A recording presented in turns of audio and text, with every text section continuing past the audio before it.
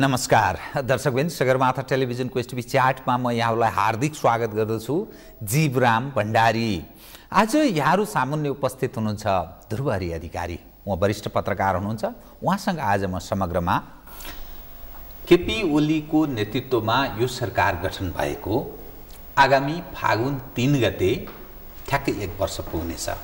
अर्थात् यो सरकार 1 वर्ष व्यतीत गर्दैछ। 1 वर्षको मूल्याङ्कन यो सरकार कति सफल कति असफल। नेपालमा वामपन्थ अर्थात् मानिसले बुझ्ने भाषामा भन्दा कम्युनिस्टको सरकार, यसले केही गरी खाने देखियो कि या यसको असफलता क्रमशः एकपछि अर्को खुल्दैछ। 1 नम्बर 2, यदि सरकार असफल छ भने या सफल छ भने प्रमुख प्रतिपक्ष कुन अवस्थामा छ, दोस्रो विषय। तेस्रो विषय, जो प्रबुद्ध व्यक्तिहरू हुनुहुन्छ अर्थात् नागरिक समाजको पनि हामी कुरा गर्छौं, त्यो कस्तो भूमिका निर्वाह गरिरहेको छ। एउटा प्रजातन्त्रलाई अर्थात् लोकतन्त्र जे भनौं, त्यसको सफलता र असफलताको पछाडि त्यहाँका नागरिक कति सचेत छन्, बुद्धिजीवीहरूको भूमिका कस्तो छ। अनि नेपालको यो राजनीति जुन ढंगले अघि बढेको छ, ठेगी खाने अवस्था, नेपालको उज्जवल भविष्यको कल्पना गर्न सकिन्छ कि अथवा संक्रमणकालीन अवस्था, फेरि द्वन्द्वको दिशातर्फ नेपाल उन्मुख छ। अन्तर्राष्ट्रिय गतिविधि, नेपालको आन्तरिक राजनीतिमा बाह्य पक्षका चलखेलका कुरा पनि आउने गर्छन्। एउटा स्वतन्त्र चक्षुले ध्रुवहरि अधिकारीले जुन भूमिका लामो समयदेखि नेपालमा निर्वाह गरिरहनु भएको छ, स्वतन्त्र चक्षुले हेर्ने उहाँको र साँचो मानेमा स्वतन्त्र भूमिका पनि निर्वाह गरिरहेका हुनाले कतिपय मानिसले पत्रकार अथवा लेखक बुद्धिजीवी उप प्रश्न उठाउँदा यो कोसँग समीप रहेछ, कसबाट फाइदा लिइरहेको छ, त्यस अर्थमा बुझ्ने गर्छन्। तर त्यो भन्दा अलि अलग खालको उहाँको पहिचान पनि भएको हुनाले म समग्रमा आज म उहाँसँग यी विषय म उठान गर्ने प्रयत्न गर्नेछु। सर्वप्रथम म उहाँलाई स्वागत गर्छु। स्वागत छ यहाँलाई। धन्यवाद छ। दर्शकहरूलाई अभिवादन छ। म अब सिधै विषयमा कसरी प्रारम्भ गरेँ भने, केपी ओलीको नेतृत्वमा बनेको सरकार फागुन 3 गते 1 वर्ष पुग्दैछ। सरकारको प्रारम्भिक छनक भन्छ अथवा यो सरकार सफलता या असफलतातर्फ कता अघि बढ्दैछ, नेपाली जनताको पक्षमा कति काम गर्दैछ र यो प्रारम्भिक अवस्थाले के सन्देश दिइरहेको छ, यहीबाट सुरु गरेँ। यहाँको दृष्टिकोणमा सरकार कति सफल कति असफल? एक बिहानै सबेरै अलिकति नकारात्मक किसिमको कुरा गर्न त मन नलाग्ने हो, सकारात्मकै हिसाबले।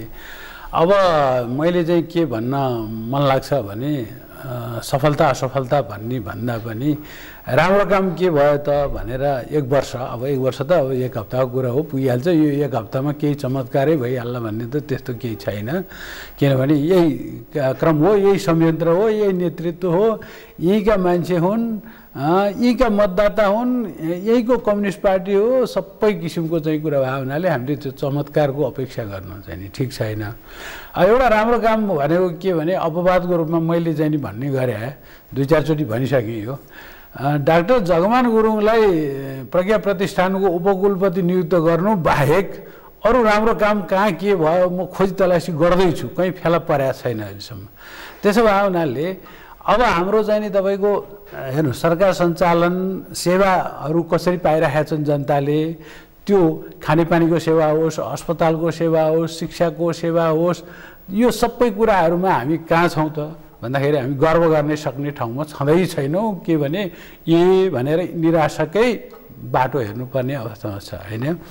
अब सेवा सञ्चालनको कुरा, विकासका कुराहरू अब ठाउँमा अनअर्गनाइज अनप्लान्ड रूपमा चाहिँ नि डोजर एक्सकाभेटर कुदाउने दौडाउने, पहाडहरू चाहिँ नि भत्काएर चाहिँ नि रुखहरू काटेर लथालिङ्ग गर्ने, पर्यावरण चाहिँ नि बिगार्ने कामहरू त भएको छ। तर निर्माणका कामहरू त्यस्तो हुन्छ नि, गौरव गर्ने, राष्ट्रिय गौरवका आयोजनाहरू भन्ने कुराहरू शब्दावलीमा चाहिँ आउँछन्। तर त्यो पनि छैन। अनि विकास खर्च जुन पुँजी खर्च भन्ने छ नि बजेटको सन्दर्भमा, त्यो खर्च गर्ने क्षमता विकास भएको छैन भनेको छ भनेपछि त्यो त सरकार आफैले स्वीकार गरेको कुरा हो।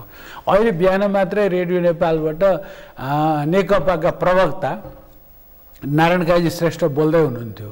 उहाँले पनि त्यही कुरा भन्नुहुन्छ के चाहिँ नि भने अलिकति चाहिँ नि हाम्रो यो विप्रेषणमा आधारित र भन्सार राजस्वमा आधारित चाहिँ नि तरिकाले चाहिँ अर्थतन्त्र चलाउने यो तरिका चाहिँ यसबाट हामी कहीँ पुग्दैनौँ भनेर अब पार्टीकै प्रवक्ताले भनेपछि त मैले केही थपिरहनु परेन। यो ताजा स्थिति आज बिहानको कुरा हो।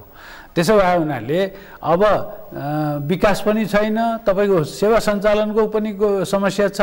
अनि त्यसपछि आन्तरिक रूपमा चाहिँ नि भनौँ न अब यो सुरक्षा संयन्त्रहरूको कुरा हामी तपाईँ बेला बेलामा गरिराख्छौँ। त्यहाँ चाहिँ नि सुरक्षा संयन्त्रहरू पनि अलि भल्नरेबल अवस्थामा प्रहरी अब त्यो के अरे गुप्तचर निकायहरू हाम्रो त धेरैवटा छैनन्, तैपनि जे छन् ती सबै अब त्यहाँ के भने कार्यकर्ताहरूको भर्ती केन्द्र जस्तो बनाइदिएपछि त्यहाँबाट चाहिँ गुणस्तरीय भरपर्दो सेवा सूचना सरकारले पाउँछ भन्ने कुरो पनि छैन। त्यसैले सूचना नै गलत पाएपछि त्यसको आधारमा सरकारले गर्ने निर्णयहरू कति सही होलान् त्यतातिर पनि चाहिँ नि हाम्रो ऊ छैन। अब सेनालाई चाहिँ नि काम लगाएको छ के अरे भने बाटो खन्ने के गर्ने भनेर। पृथ्वीनारायण शाह जसले नेपालको सेना अहिलेको नेपाली सेना विभिन्न चरणमा शाही सेना के सेना हुँदै आयो, तर पृथ्वीनारायण शाहले स्थापना गरेको सेना भनेर आज पनि पृथ्वीनारायण शाहको शालिग तस्बिरहरू चाहिँ नि सेनाले राख्छ र त्यसमा सम्मान गर्नुपर्ने बेलामा यथोचित गर्दै पनि आएको छ। तर त्यो चाहिँ नि सेनालाई पनि के भने भल्नरेबल सिचुएसनमा अब भनौँ न सेना समायोजनको नाउँमा त्यो बेलामा तत्कालीन माओवादी लडाकुहरूको पनि प्रवेश गराइएको छ। त्यसले कति कन्ट्रिब्युसन गरिरहेछ, के भइरहेछ, कति त्यसले चाहिँ दह्रो पार्न मद्दत गरेछ थाहा छैन। भने सेना लगायतका सुरक्षा संयन्त्रहरू पनि प्लान रूपमा अर्गनाइज रूपमा आफ्नो काम फङ्सन आफूले गर्नुपर्ने। पृथ्वीनारायण शाहको अघि मैले प्रसङ्ग के भने सिपाही भनेको तिखारी राख्नु भनेर भनेको छ। तिखारी राखेको अवस्थाको सिपाहीलाई त त्यसैमा त्यही विद्यामा लडाइँको कलामा हात हतियारको कुरामा केन्द्रित गर्नुपर्नेमा कहीँ बाटो बना भनेको छ, कहीँ के गर भनेको छ, कहीँ के ठिक छ दैवी के अरे प्राकृतिक विपद सम्बन्धी कुराहरू चाहिँ नि एउटा अनुभव पनि गरेको छ, सेनाले गर्छ, शान्ति सेनाको उसमा गएको छ, त्यो त्यसबाट राष्ट्रिय एउटा चाहिँ स्तरमा एउटा सम्मान पनि आर्जन गरिरहेछ। तर कुराहरू डाइभर्ट गरिदिएको छ क्या।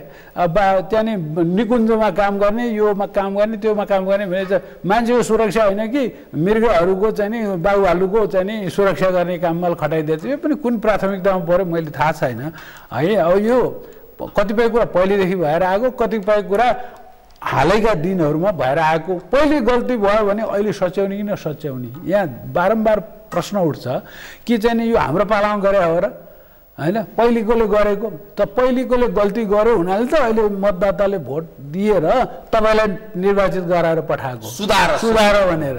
अनि त्यो चाहिँ पहिले यस्तो हुन्थ्यो अनि हामीले त्यही गरिदियो भन्ने हो भने त तपाईँहरूमा र पहिलेकोमा के अन्तर भयो त? अहिले त्यही स्थिति आयो।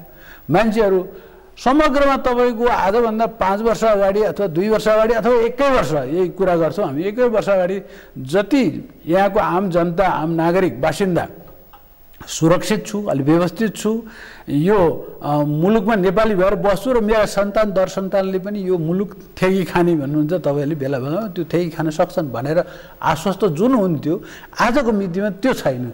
1 वर्ष अगाडि र 1 वर्ष पछाडिको स्थिति राम्रो भयो कि नराम्रो भयो समग्रमा यसैबाट तपाईँले अनुमान गर्न सक्नुहुन्छ। अब बाँकी र ठुलो कुरो अर्थतन्त्र हेर्नुहोस्। आजको उसमा मैले भर्खर एउटा चाहिँ आँकडा चाहिँ फेला पारेको थिएँ। त्यो चाहिँ के भने साउन भदौ असोज कार्तिक मङ्सिर है 5 महिना यो वर्षको आर्थिक वर्षको, त्यसमा 5 खर्ब 69 अर्बको व्यापार घाटा भयो 5 महिनामा। भनेपछि यो हामी कृत्रिम, अघि मैले नारायण काजी श्रेष्ठको चाहिँ उल्लेख गरेर भने नि विप्रेषण र चाहिँ नि तपाईँको भन्सार राजस्वको आधारमा चलेको चाहिँ नि अर्थतन्त्र यो टिकाउ अर्थतन्त्र हुन्छ? यो त कृत्रिम छ। यो कुनै पनि बेला धराशायी हुने स्थितिमा छ। र चाहिँ नि के भनेदेखि हाम्रो चाहिँ नि माल वस्तु सस्तो हुने र एउटा खपत गर्ने उपभोग गर्ने प्रवृत्ति चाहिँ नि बढाउने र त्यसलाई प्रोत्साहन दिने, न्यूनतम आवश्यकता मात्रै पूर्ति नगरेर हैन एउटा विलासी जीवन गर्नलाई पनि दिने।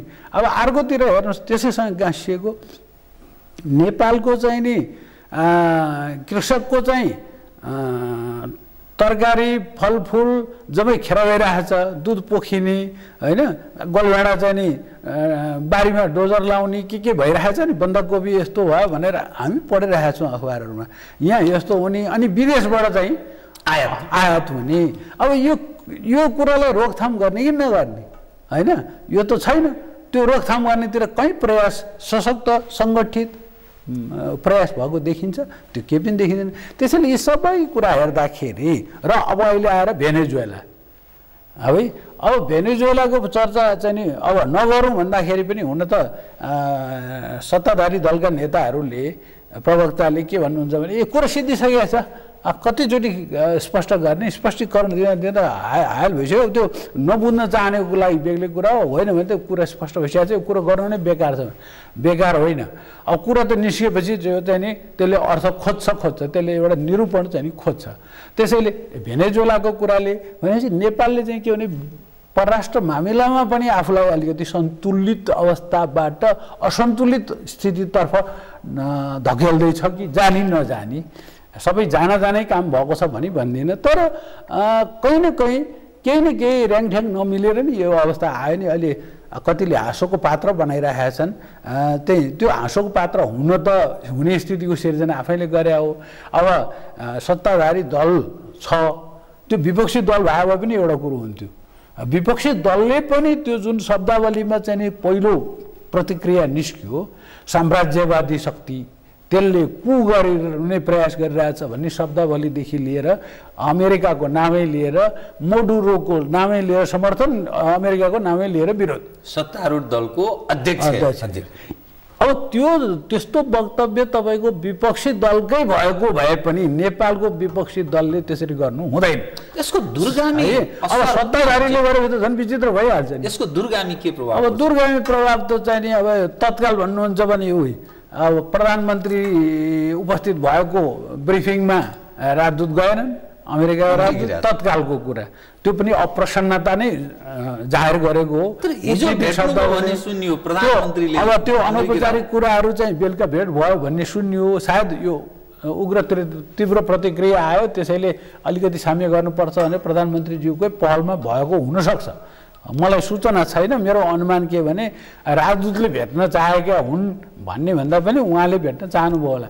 ठिक छ, त्यसलाई मत्थर पार्ने कोसिस गर्ने कुरो एउटा हो, तर तत्काल मत्थर भइहाल्ला जस्तो मलाई लाग्दैन। किन लाग्दैन भने एउटा चाहिँ नि वक्तव्य निस्किएपछि त्यो वक्तव्यमा अलिकति हतारमा गरिएछ कि भन्ने हिसाबको चाहिँ नि सङ्केत आउँछ कि सरकारबाट जुन वक्तव्य जारी भयो नि, हिजै पनि यसबारेमा एउटा कूटनीतिज्ञहरूको बिचमा एउटा छलफलको बिचमा म पनि थिएँ।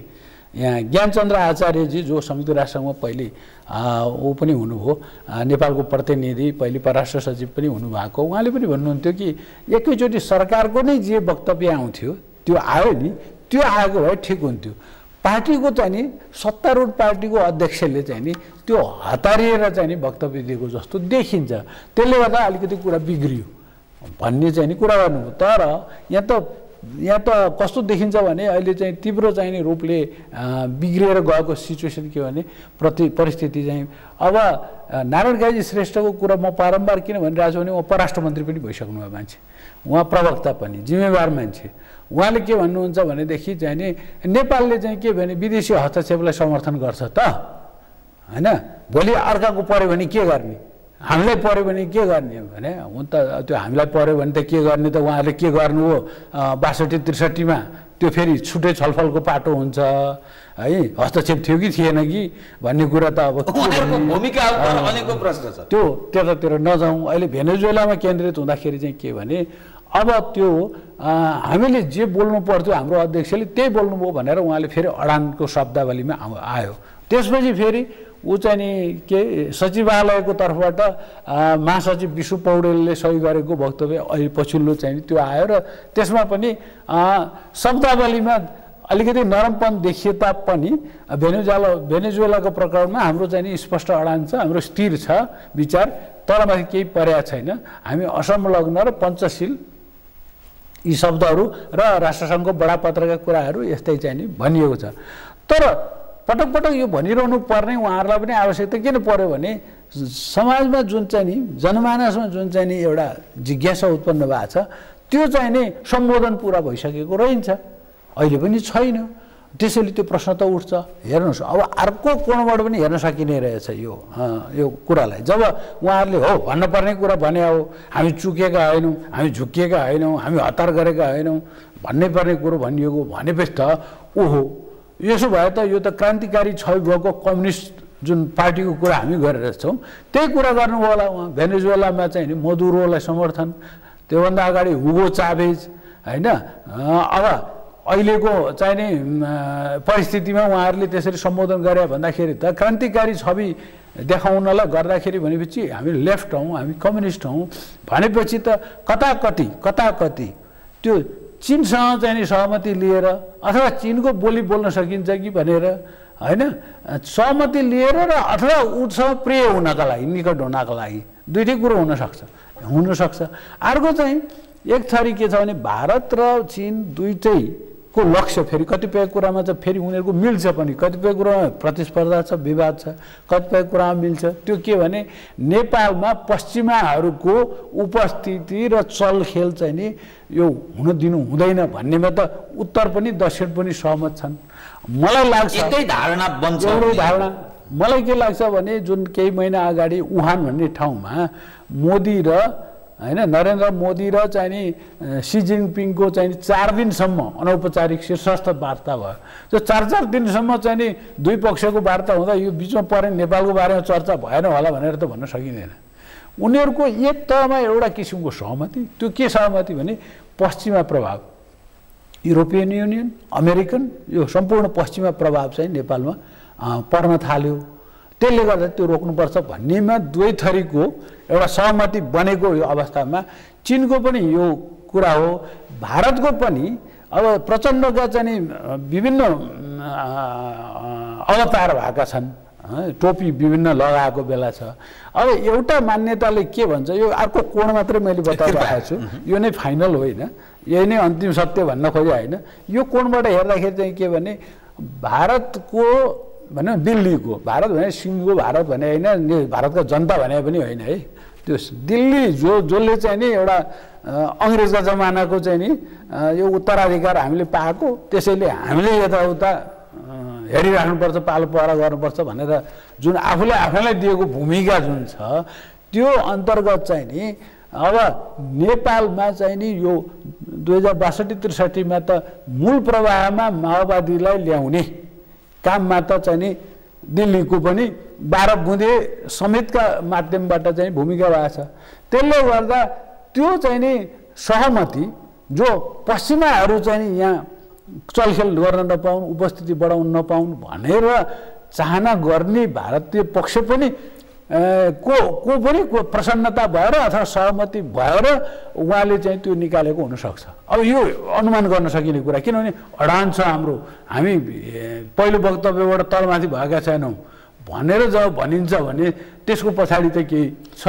प्रचण्ड आत्तिएर हतारिएर या बुझ्दै नबुझी होइन कि योजनाबद्ध ढङ्गले कुनै पक्ष त्यसको पछाडि कुनै तागत छ जसले यो योजनाबद्ध ढङ्गले नै उहाँको वक्तव्य आएको हुनसक्छ र उहाँको पार्टीले पनि अलि बीचबीचमा यो हो कि होइन भन्दै हो भन्ने ढङ्गले त्यसरी लवज प्रयोग गरेको हुनसक्छ भन्ने यसरी बुझ्नुपर्ने होइन। त्यो किन बुझ्नुपर्ने भयो भने पहिलो वक्तव्य चाहिँ नि लाई मत्थर पार्ने गरी चेन्ज हुने गरी आएको केही पनि छैन र हामीले पहिलो वक्तव्य ठिक गरेका हौँ भनेर जुन अडान व्यक्त गरेर अर्को वक्तव्य आउँदै रहेका छन्, त्यो हेर्दाखेरि त यो कुरा मैले जुन अघि निवेदन गरेँ त्यो कुरामा केही चाहिँ नि आधार छ कि भनेर सोच्नै पर्ने हुन्छ। यो विशुद्ध चाहिँ नि केही आधार नभएको अड्क होइन कि केही सङ्केतहरूलाई आधार गरेर हेर्दाखेरि यो त देखिन्छ। यहाँले जति विषयहरूलाई अहिले उठान गर्नुभयो, सम्बोधन जसरी गर्ने प्रयत्न गर्नुभयो, यो सरकार आन्तरिक हिसाबले असफल छ, जनताप्रति प्रिय हुन सकेको छैन, आर्थिक राहतका प्याकेजहरू त्यसरी विकास लगायत समग्र सुरक्षा समग्रमा हेर्दा लथालिङ्ग भत्ताभुङ्गको अवस्था छ। आन्तरिक बाह्य परराष्ट्र मामिलामा यसले असन्तुलित भूमिका निर्वाह गरेको छ। अर्थात् भूमिका नै यस्तो खालको भयो जसले हामी परराष्ट्र मामिला पनि हामी चुकेका छौँ। त यो सरकार 2/3 फेरि त्यसमा पनि कम्युनिस्टको, यसले आवश्यकीय हर काम जनताका लागि, नेपाल देशका लागि दूरगामी सकारात्मक असर गर्ने, प्रभाव पार्ने त्यस्तो निर्णय कामहरू गर्न सक्छ, संविधान फेर्न सक्छ, ऐन कानुनहरू थप बनाउन सक्छ, प्रशासनलाई चुस्त दुरुस्त राख्न सक्छ, हर क्षेत्रमा काम गर्न सक्ने उसलाई त्यो जनमत छ।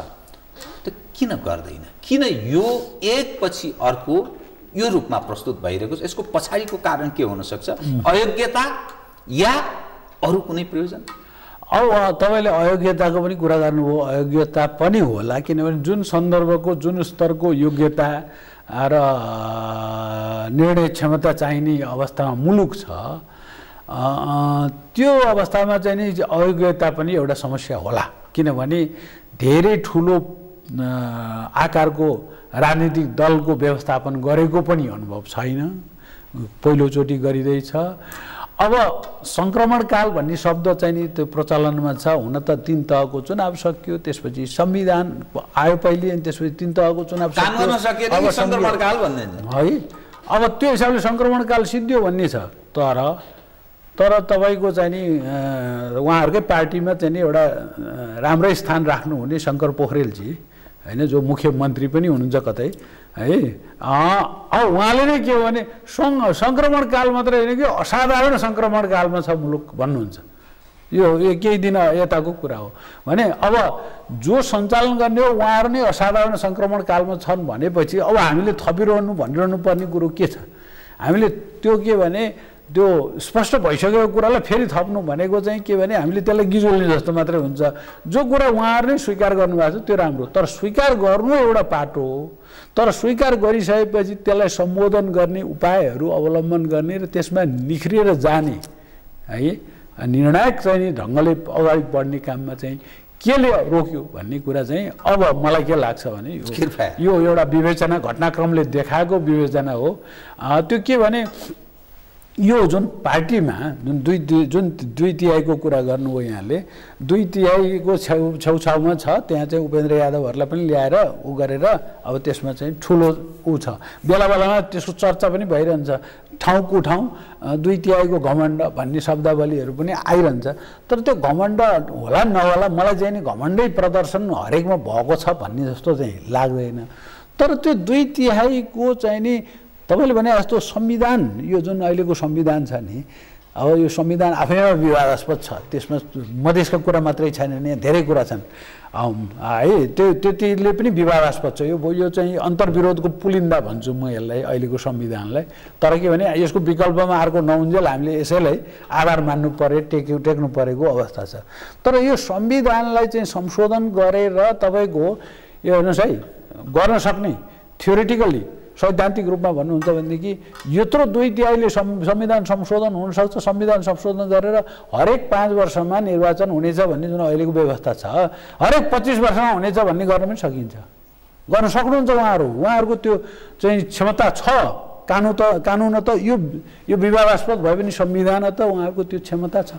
तर गर्न किन सकिरहनु भएको छैन भने मेरो हिसाबले धेरै कारणमध्ये एउटा प्रमुख कारण चाहिँ के हो भनेदेखि यो जुन पार्टी एकीकरण भन्ने भयो नि है, एमाले र साबिकको माओवादी केन्द्र एकीकरण भन्ने भयो र नेकपा, डबल नेकपा, नेपाल कम्युनिस्ट पार्टी अनि फेरि ब्राकेटमा नेकपा है, नेकपा दुईटा नेकपा।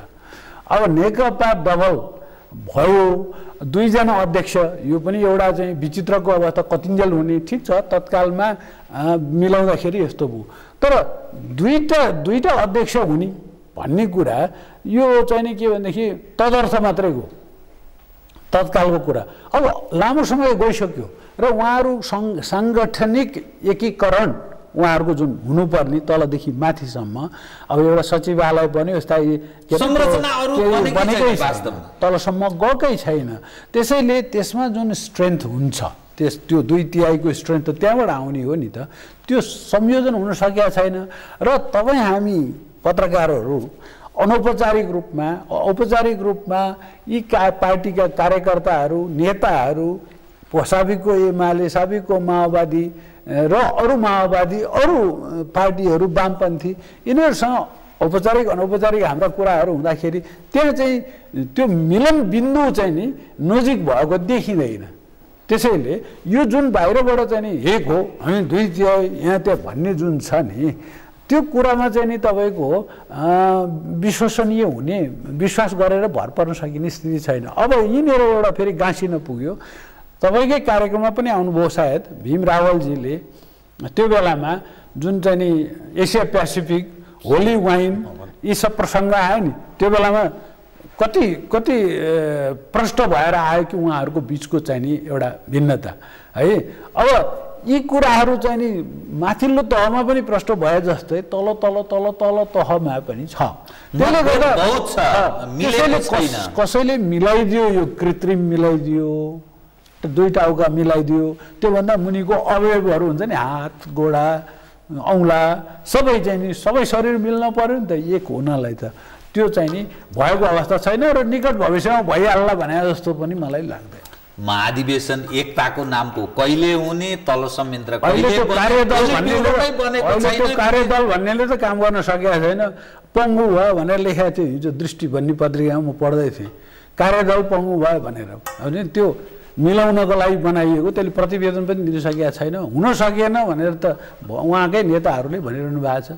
यो अवस्था छ। त्यसैले कृत्रिम सबै कुरा आर्थिक अवस्थामा कृत्रिम, राजनीतिक तवरमा कृत्रिम, अन्तर्राष्ट्रिय चाहिँ सम्बन्धमा कृत्रिम अडान होइन।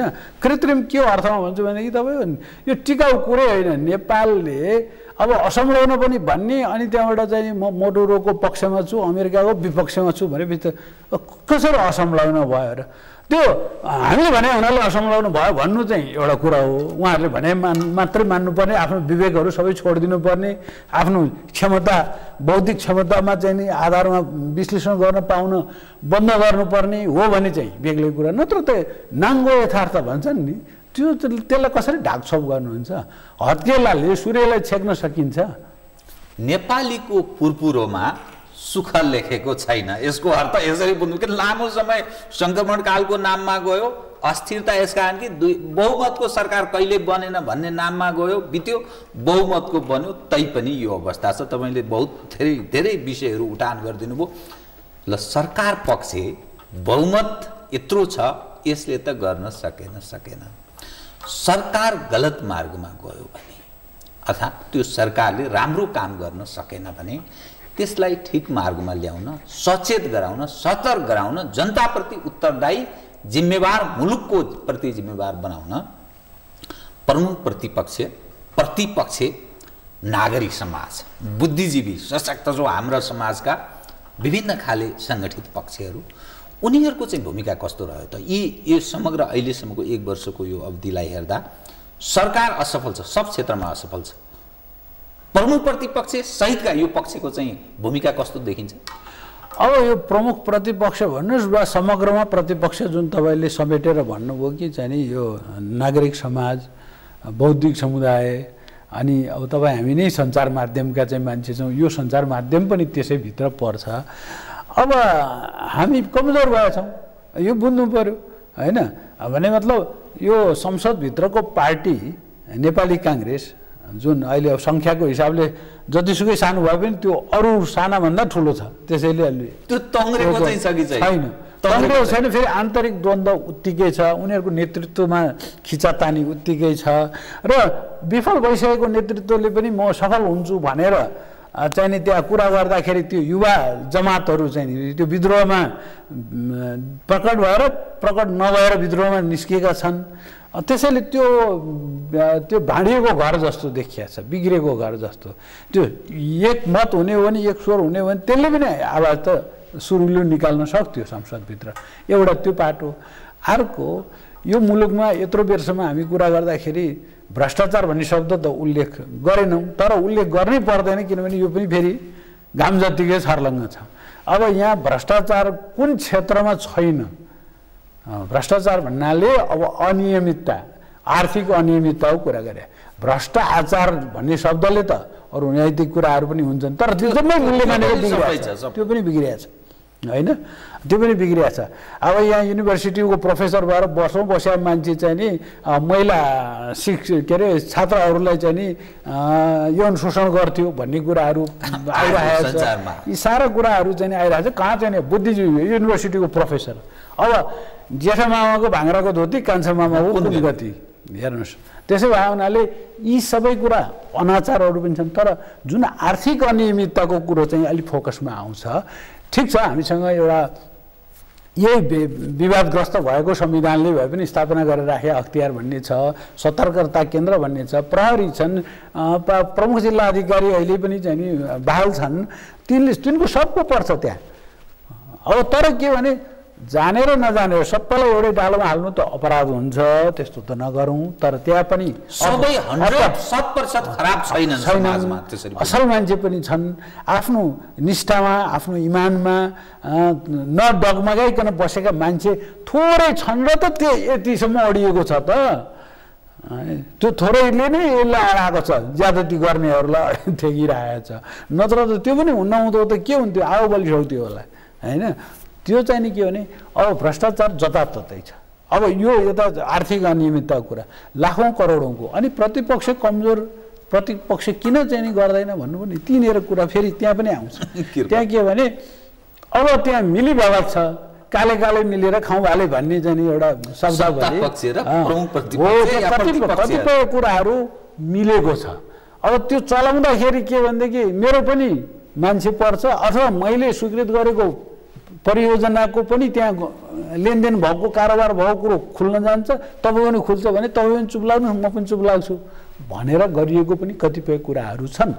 र तपाईँको चाहिँ नि यो संसदीय सुनवाई, न्यायपालिका हेर्नुहोस् कतितिर चाहिँ गन्जाको लागि त्यहाँ चाहिँ न्यायपालिकाको कुरा आयो। न्यायपालिकाको विश्वसनीयता आज वर्ष दिन अगाडि जे थियो, धेरै कुरा नगरौँ, लामो समय पनि नभनौँ, एक वर्षको कुरा गर्दै हुनुहुन्छ तपाईँले, एक वर्ष अगाडि जो थियो अहिले त्यो छ छैन, मान्छे खस्किँदै ओह्रालो लाग्दै गएको छ। कसले गर्यो त भन्दाखेरि यो पनि के भने प्रतिपक्ष कमजोर भावना। जहाँसम्म बुद्धिजीवीहरूको कुरा छ, अघि अलिकति एक झलक विश्वविद्यालयतर्फको दिएँ, अरू बुद्धिजीवीहरू त्यसमा तपाईँ हामी तथाकथित दाबी गर्नेहरू है, म त बुद्धिजीवी भन्दिनँ, एउटा चाहिँ एउटा सचेत नागरिक हुने प्रयासमा रहेको व्यक्ति भन्छु आफूलाई। म त्योभन्दा बढी मैले आफूलाई मानेको छैन।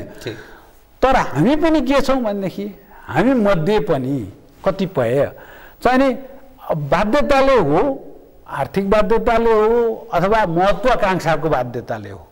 त्यो चाहिँ के भने पद पाउँला भन्ने महत्त्वाकांक्षा, आर्थिक रूपमा चाहिँ अलिकति सहज रूपमा चाहिँ नि बसौँ बाँचौँ भन्ने इच्छाले गर्दाखेरि हामी मध्ये कतिपय पनि चाहिँ के भने झोले कार्यकर्ता भन्दा भिन्न छैनौँ। त्यसैले हामीलाई मन परेको पक्ष, हामीले प्रभावित भएको पक्षले गरेको अनियमित काम पनि हामी समर्थन गर्छौँ। समर्थन गर्ने माध्यम थुप्रो भइदिए, अहिले अखबार मात्रै हुन्थ्यो, रेडियो मात्रै हुन्थ्यो, अहिले टेलिभिजन मात्रै होइन, सोसल मिडिया भन्ने एउटा ठुलो प्लेटफर्म, ठुलो चौतारो चाहिँ छ। त्यसमा चाहिँ नि केही जान्नु सुन्नु पर्दैन, धेरै पढेको हुनु पनि पर्दैन, कखरा मात्रै पनि जानेर पनि राम्रोसँग लेख्नु नसक्ने, रसो दीर्घको शुद्धा शुद्धिको कुरै छोडिदिउँ, त्यस्ता मान्छे पनि ठुल्ठुला विषयमा, भेनेजुएला विषयमा है, अनि त्यसपछि चाहिँ नि पञ्चशीलका विषयमा, असंलग्नताको विषयमा, शान्ति क्षेत्रको विषयमा यी सारा कुराहरू भन्ने चाहिँ नि हैसियत राख्छन्। तर जनतामा एउटा चेतनाको स्तर आयो भनेर खुसी हुन त सकिन्छ, तर जनता भइदिएनन् क्या। त्यो चाहिँ यी वा ती पार्टीका झोले कार्यकर्ताको रूपमा प्रकट भइदिए। हेर्नुहोस्, आज चाहिँ नि जो मान्छे नागरिक मात्रै भएर बाँच्न चाहन्छ, बस्न इच्छा गर्छ, त्यसलाई बहुतै गाह्रो कठिनाइ अवस्था भइसक्यो। यो वा त्यो पक्षमा नलागेर, अब नलागेर सुख छैन, तर ती पक्षहरू पनि यति कमजोर छन् आफैमा न तिनको सैद्धान्तिक धरातल छ, न दार्शनिक चाहिँ आधार बलियो छ हैन। ती काङ्ग्रेस कम्युनिस्ट भनेर जुन हामी भन्छौँ नि मधेसवादी पार्टी यी पार्टी, ती नाम र साइन बोर्डले मात्रै फरक छन् है। तिनीहरू स्वार्थ पुरा गर्न, आर्थिक अरू किसिमका स्वार्थ, राजनीतिक महत्त्वाकांक्षा पुरा गर्न जम्मा भएका मान्छेहरूको जमात हो, जमात मात्रै हो। नाम के राखेको छ, एउटाले काङ्ग्रेस राखेको छ, एउटाले कम्युनिस्ट राखेको छ, एउटाले मधेसी राखेको छ, एउटाले के राखेको छ, थरीथरीका राप्रपा राखेको छ। यी सबै त्यसमा पनि हेर्नु, त्यो राप्रपा भन्ने पनि कतिचोटि फुट्ने कतिचोटि जुट्ने के हुन लागेछ त्यो देखिरहनु भएको छ। र कसैप्रति पनि मान्छेले आश्वस्त विश्वस्त हुने ठाउँ बाँकी रहेन। त्यो पनि 1 वर्षको भित्रमा सुधार गर्ने वातावरण त बन्न सक्थ्यो होला नि त। म उदाहरण दिने गर्छु, त्यो के भने 5 वर्षमा 5 वर्ष कसैले बोल्न पाइँदैन भनेर पनि तपाईँकै यहाँ कार्यक्रममा पनि कतिपय नेताहरूले बोलाएको सुने, कोही बोल्न पाइँदैन। किन पाइँदैन? 5 वर्ष के जिम्मा लागेको, त्यतिन्जेल हामी आँखा चम्चम्लेर बस्छौँ, हामी सुतिराख्छौँ, हामी घचघच्याउँदैनौँ, बोल्दैनौँ भन्ने कुरा हुन्छ। 5 वर्षमा म 5 तले घर बनाउँछु भनेपछि 1 वर्षमा 1 तला त बन्नु पऱ्यो नि त, जग त बन्नु पऱ्यो नि त, बलियो खोइ कहाँ छ होइन? त्यो छैन नि त। त्यसो भए उनीहरूले यी आश्वस्त पार्ने कुराहरू पनि जम्मै चाहिँ नि मान्छेलाई झुक्क्याउने मात्रै है, अलिकति सरल भाषामा बोल्दा झुक्क्याउने र अल्मल्याउने कुरा मात्रै भइरहेका छन् सबै पार्टीबाट। त्यसरी प्रतिपक्ष भने पनि समग्रमा हामी मिडिया लगायत, हामी प्राज्ञिक क्षेत्रका मान्छे लगायत हैन, हामी समग्रमा चाहिँ नि बुद्धिजीवी समुदाय भनेर भनिने क्षेत्र पनि कमजोर भएको हुनाले तगडा आवाज निकाल्ने हो भनेदेखि त कसरी आँखा चिम्लेर सधैँ बस्न सकिन्छ?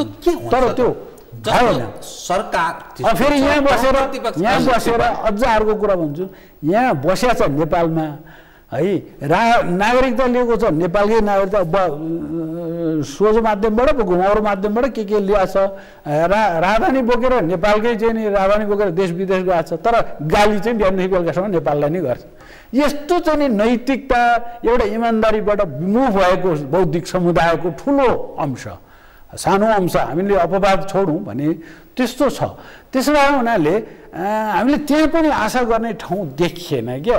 अब इमान्दारी साथ काम गरेर हामी चाहिँ टिक्छौँ भन्ने र दीर्घकालमा यो मुलुकलाई टिकाइराख्नुपर्छ भन्ने भन्दा पनि तत्कालको यो आँखामा ढकनी लागेको घोडाले चाहिँ अगाडिको सोतो मात्रै देख्छ, अरू दायाँ बायाँ हेर्दैन भने जस्तै त्यो चाहिँ नि अवस्थामा पुग्यो। अब पढाइकै कमजोरी छ कि यो प्राज्ञिक क्षेत्र पनि आखिर यहाँको शैक्षिक उसबाट चाहिँ नि निस्किएर आएको है।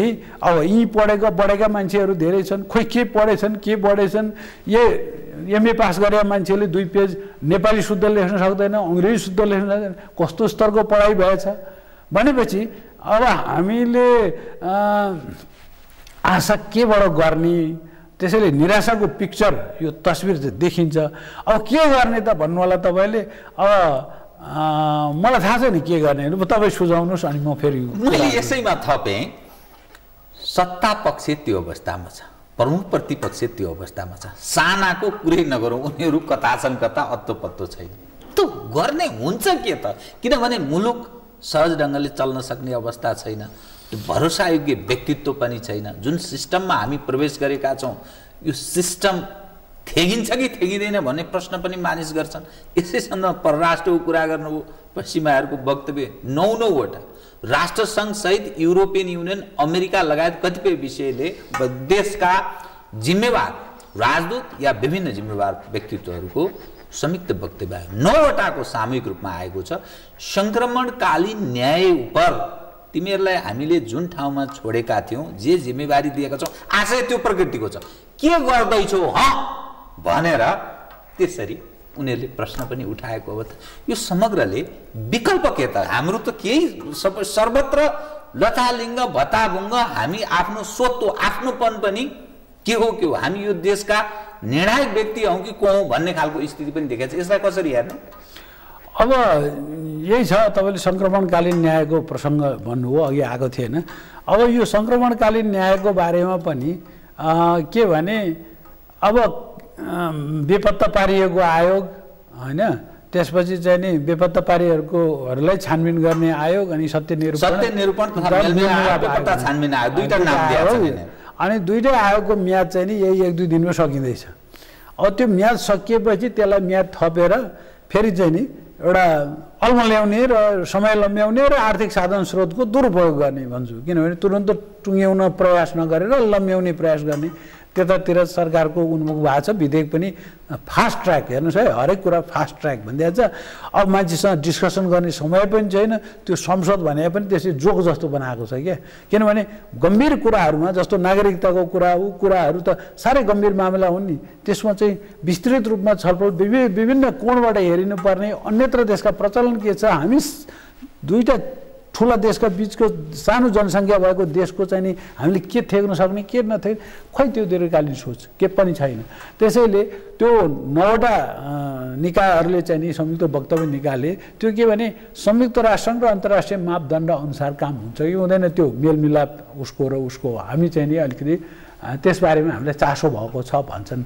त्यो चासो व्यक्त गर्ने हाम्रै फेरि दौत्य सम्बन्धमा गाँसिएका देशहरू छन् धेरै जसो, बेलायत होस्, अमेरिका होस्, अस्ट्रेलिया होस्, जर्मनी होस्, यी सबै छन्, स्विजरल्यान्ड होस्। अनि अब एक तरिकाले युरोपियन युनियन पनि छ होइन। यी सारा चाहिँ नि देशहरूको सामूहिक आवाज आयो। अब त्यसलाई चाहिँ नि प्रधानमन्त्रीजीले जुन बेलामा उहाँ स्विजरल्यान्डमै भिजिटमा हुनुहुन्थ्यो डाभोसमा, त्यहाँबाट चाहिँ यो आन्तरिक कुरा हो चाहिँ नि यहाँ अरू राजदूतहरूले गठजोड गर्नुपर्ने केही काम छैन भन्ने खालको कुराहरू भन्नुभयो मैले साङ्केतिक रूपमा। पछि यहाँ के आयो भनेदेखि चाहिँ नि यो हाम्रो घरेलु कुरा हो, हामी आफै सुल्झाउँछौँ, अरूले भन्नु पर्दैन। अब यो चाहिँ के भने अब जानेर होस् नजानेर होस्, सौभाग्यवश होस् दुर्भाग्यवश होस्, अब यही 2/3 दाबी गर्नेहरूको कम्युनिस्टहरूको सरकार होइन, डेमोक्रेटिकल्ली इलेक्टेड कम्युनिस्ट गभर्मेन्ट। हेर्नुहोस् है, अब यो कुरा चाहिँ हामीले फेरि त्यसरी पनि बुझ्नुपर्छ। यो कम्युनिस्ट व्यवस्था यसै आएको होइन, हामीले मत दिएर जिताएर उहाँहरूलाई त्यहाँ पुर्याएको हो। त्यसैले दोष चाहिँ नि फेरि घुमिफिरी रुम्झटाएर हामीतिरै पनि आउँछ। हामी मतदाताहरू कति चनाखो भयौँ, केमा भोट हाल्यौँ, त्यसलाई जिताएर के हुन्छ भन्नेतिर हामीले सोचेनौँ। तत्कालको चाहिँ नि के जतिको न्यानो भने जस्तोमा चाहिँ नि हामीले लाग्यौँ, भुल्यौँ। अब त्यो कारणले गर्दाखेरि यस्तो भयो। घरेलु कुरामा बाहिर हस्तक्षेप हुनु हुँदैन भन्ने कुरा त सैद्धान्तिक कुरा भयो। तर के भने अरूलाई परे वेदान्त, आफूलाई परे प्राणान्त भने अब अहिले त के छ भने त्यो सरकार आएको भने त्यो सरकार चाहिँ के भने सत्य निरूपण भन्दा पनि मेलमिलापमा, हेर्नुहोस् आयोगको नाउँ त सत्य निरूपण तथा मेलमिलाप आयोग, तर सत्य निरूपण खोपातिर राखेर मेलमिलापमा जोड दिउँ। किनभने मरेर जाने गइसके, अब चाहिँ नि तपाईँहरूलाई पनि केही क्षतिपूर्ति दिएका पनि छौँ, दिनेतिर पनि छौँ। त्यसो भए हुनाले अब चुप लाग्दिने, बिर्सेर जाने, अब यही म्याद लम्ब्याउँदै जाँदा पनि अब कति पछि लाग्ने भनेर तिनका आफन्तजन पनि दिक्क हुन्छ नि, वाक्क हुन्छ नि, सक्दैन नि, धैर्य हुँदैन नि। कतिन्जेल त्यो न्याय पाऊँ भनेर न्याय पाइँदैन, पाएन अरण्य रोदन भन्छ नि, जङ्गलमा गरिएको वनमा गरिएको रुवाई नसुनिएको भने जस्तो भएको छ। भनेपछि त्यहाँ अघिल्लो हप्ता चाहिँ मानव अधिकार आयोगमा यसबारेमा छलफल भएको बेला म पनि एकछिन सुन्न पुगेको थिएँ। त्यहाँ चाहिँ नि त्यहाँबाट निस्किँदै गर्दा कतिपय चाहिँ पीडित जनका परिवारका सदस्यहरूले चाहिँ नि यो कति पछि लाग्ने, यो आयोगले पनि हामीलाई अल्म ल्यायो, अरू आयोगले पनि अल्म ल्याए, यो कसरी साध्य होला, हामी के सकौँला भन्ने एक थरी। अर्को चाहिँ के भने तीन पुस्ताले पनि पछि पनि सोध्छ मेरो बाजेलाई किन मारियो, मेरो काकालाई किन बेपत्ता पारियो भनेर सोध्छ। त्यसैले हामीले त्यसको उत्तर लिनैपर्छ भन्ने त मान्छे छन् एक दुईजना, तर त्यो थोरै हुन थालिसके क्या। एक दुईजना भने थोरै भन्न खोजेँ मैले सङ्केत। त्यसैले त्यताबाट पनि हामी कमजोर छौँ। हामीलाई चाहिँ फेरि अब संयुक्त राष्ट्रसङ्घ लगायतका संस्थाहरू इन्भल्भ छन्। अघि तपाईँले भन्नुभएको उसमा वक्तव्यमा राष्ट्रसङ्घको तत्त्वावधानमा गरे भने अब के छ भने यहाँ चाहिँ नि नेपालमा परिवर्तन ल्याउने मामिलामा ती दाताहरूको सहयोग लिएको छ, बौद्धिक पनि ल्याएको छ, आर्थिक पनि ल्याएको छ। अब त्यो चाहिँ नि त्यो बेलामा लिएकोले अनि उसले चाहिँ तपाईँहरूले मापदण्ड अनुसार गर्नुभयो भएन, हामीलाई चासो छ भनेर भन्न पाउने कि नपाउने? पाउनु त पर्यो फेरि होइन। अब तपाईँ दह्रो पनि हुनुभएको छैन, तपाईँ न्यायोचित काम पनि गरिरहनु भएको छैन। अनि प्रश्न कसैले गर्यो भनेदेखि ल यो घरेलु मामिला हो, के घरेलु मामिला हो भनेर चाहिँ नि सैकडौँ हजारौँ लाखौँको सङ्ख्यामा चाहिँ ज्यान मारेर बस्यो भने त्यो शासकलाई प्रशासकलाई यो नेपालभित्र त्यस्तो घटना भयो भने के वरपरका देशहरू चुप लाएर बस्ने? छिमेकीको घरमा आगो लाग्यो भने मेरो घर सुरक्षित छ? अब यो पनि त कुरा छ, सचेत सतर्क भइहाल्छ। यसरी चल्दैन। अब म ठिक कार्यक्रमको तपाईँसँग कुरा गर्न बडा इन्ट्रेस्टिङ, कतिपय यति लामा विषयहरू थियो, त्यो धेरै कुरा गर्न नसकिने भयो।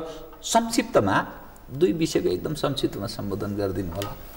के भन्छन् भने नेपालको राजनीति जुन ढङ्गले अघि बढेको देखिन्छ यसरी चल्दैन। छिमेकी देशतिर यसो देखाएर भन्छ हेर्नुहोस् न 3 महिनापछि चुनाव हुँदैछ नि, त्यसपछि देखिन्छ यिनीहरूको तिरिकिरी। यस्तो प्रश्न गर्छन् यो।